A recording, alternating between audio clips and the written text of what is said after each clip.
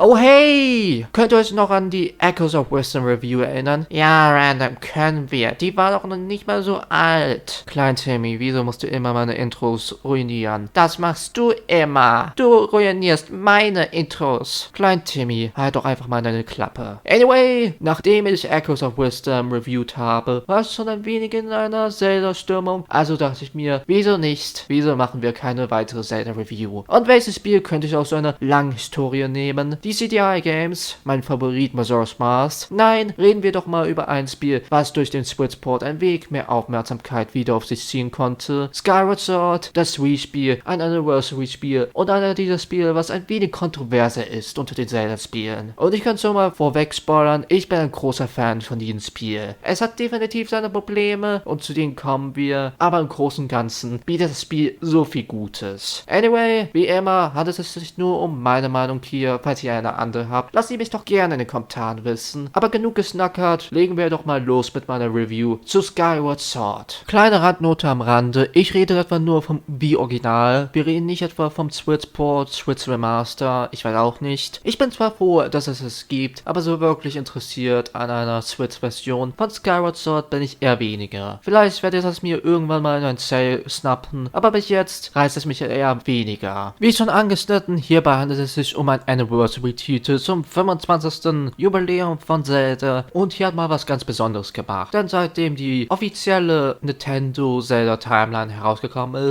ist dieses Game am allervornsten, beziehungsweise der Starting Point für jede einzelne Timeline. Und ich denke nicht, dass dies jemals übertroffen wird von irgendeinem anderen Zelda, aber wer weiß, vielleicht in der Zukunft, vielleicht in der fernen Zukunft. Generell ist Skyward Sword im Vergleich zu vielen anderen Zelda-Spielen sehr Zelda-untypisch. So ist Zelda nicht eine richtige Prinzessin, sondern nur die Tochter des Schuldirektors, was sie technisch gesehen irgendwie eine Prinzessin macht, aber auch irgendwie nicht. Und das Königreich von Hyrule existiert nicht. Stattdessen leben wir etwa in einem Wolkenkönigreich und meine Güte, dieses Wolkenkönigreich macht wirklich viele Unterschiede aus. Ich liebe dieses Setting. Dieses Setting, und ich weiß auch nicht, wie ich das am besten artikulieren kann, hat was so Besonderes an sich und gibt diesem Zelda was ganz Eigenes zu sich. Ich liebe Hyrule, wir alle lieben bestimmt Hyrule, aber ich würde nicht lügen, wenn ich sagen würde, dass ich manche dieser speziellen Settings doch so sehr liebe. Sie geben diesen einzelnen Zeldas eine bestimmte Identität aus, sei es nun Link's Awakening oder auch eben hier. Generell das Wolkenkönigreich, wie es etwa hier inszeniert wird, wie es aussieht, ist wundervoll. Und die Story hat auch sehr viel zu sich und einen sehr interessanten Biss zu sich. Und bevor wir so richtig zur Story kommen, gibt es etwa noch eine Backstory, die uns mehr oder weniger erzählt, wie es zu dieser Wolkenwelt gekommen ist. Und das wird auf einer so interessanten und teilweise sehr cinematischen Art und Weise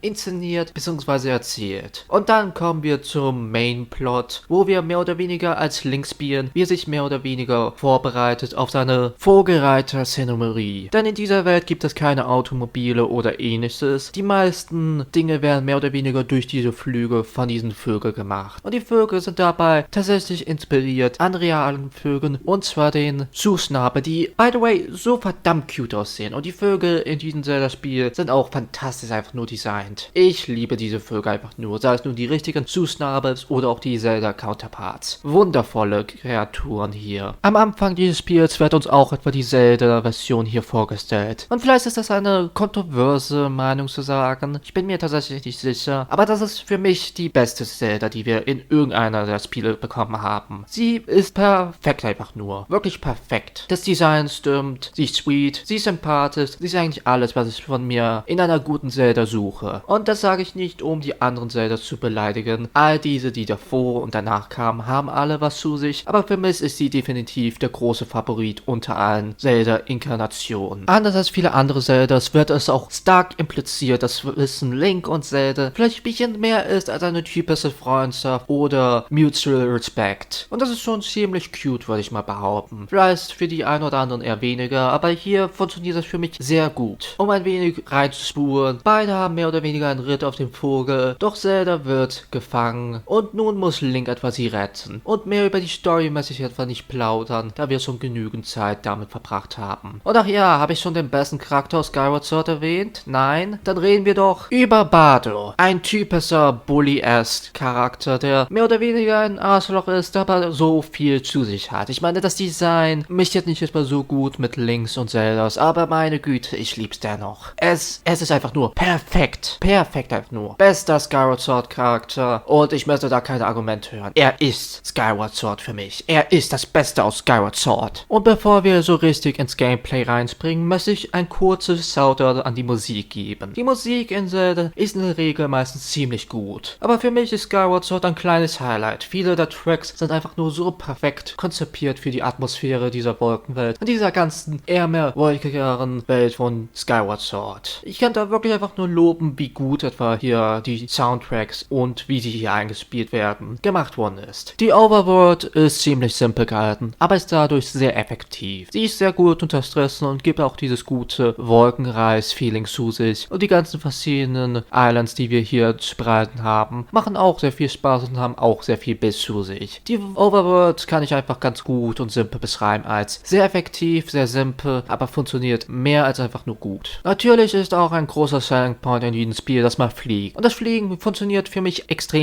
gut. Ich habe nicht etwa so viel zu bemängeln, wenn ich aber was zu bemängeln hätte, wäre das der Punkt, dass ich vielleicht mir gewünscht hätte, dass wir mit dem Fliegen ein bisschen mehr dazu bekommen hätten, weil es fühlt sich ein wenig empty so an, wie es nun ist. Aber ansonsten, Fliegen, top. Ich mag's, dass wir, wenn wir auf das Festland kommen, mehr oder weniger einen Mystery-Faktor in dieses Spiel reinbekommen. Denn das Wolkenkönigreich bzw. die Bewohner davon wissen nicht wirklich, ob da was gibt und dass man das erkunden kann, gibt dieses besondere mysteriöse Feeling zu sich, was ich absolut extrem mag hier. Generell, wie man hier spielt, von Ort zu switchen und auch dann wieder ins Wolkenkönigreich für manche Dinge zurückzukehren, ist wirklich toll und super nur gemacht worden. Natürlich handelt es sich bei Skyward Sword um ein Wii-Spiel. Und wie typisch mit fast allen Wii-Spielen, es gibt die Motion Control. Die berüchtigte Motion Control, die ihr entweder liebt, nostalgisch darüber seid, oder die komplett hasst und euch denkt, warum?